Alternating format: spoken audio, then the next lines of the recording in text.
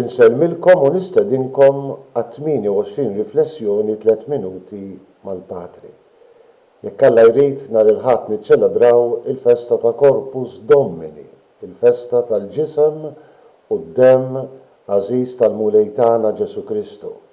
Din hija t-tieni festa kbira li l-Knisja tagħmel lill-Ewkaristija.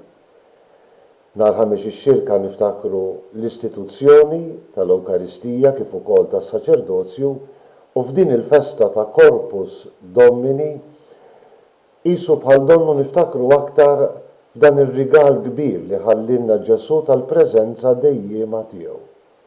Il-preżenza vera, reali u sostanzjali tiegħu fil-ħobs ikkonsagrat. Sejrin nisimgħu il-Vanġelu ta' twaqqif tal-Ewkaristija skont San Mark. Ġesu jibgħat lil tnejn mid-dixxipli tiegħu biex iħejju dik l-ikla tal-għid illi fiha kien se jwaqqaf l-Ewkaristija. Immaġinajt lil Ġesu jgħid lilna biex immorru inħejjulu din l-ikla tal-għid fil-kamra ta' fuq.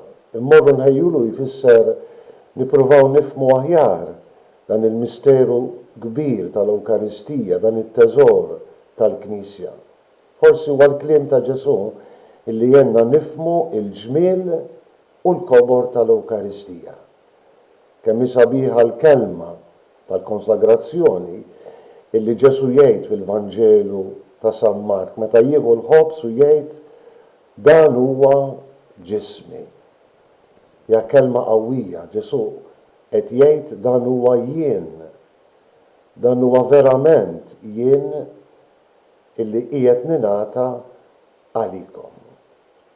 Meta jieħu l-kalċi tal-inbit u jitlob il-barka tal-la fuq u Ġesu jgħid dan huwa demmi. Id-demm tal-patt il-ġdid, id-demm li jixxerret għall-kotra.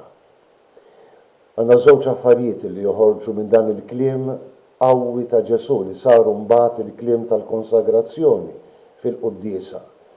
Ġesu qed ifakkarna illi fil-ħobs u fl-inbit li fuqhom tingħati l-barka tal-kelma tiegħu hemm verament il-preżenza tiegħu. Permezz tagħhom jaqgħadna miegħu fit-tqarbin u jibqa' magħna fit-tabernakli tagħna għal ħtiġijiet kollha tagħna. U t-tieni ħaġa, demmi li jixxerret għalikom, ġismi li jingħata għalikom. Ġesu jfakkarna li l-Ewkaristija huwa misteru ta' qotja u li jingħata fotja perfetta ta' mħabba. Ejjew nadurawh din il-preżenza vera l-Ewkaristija.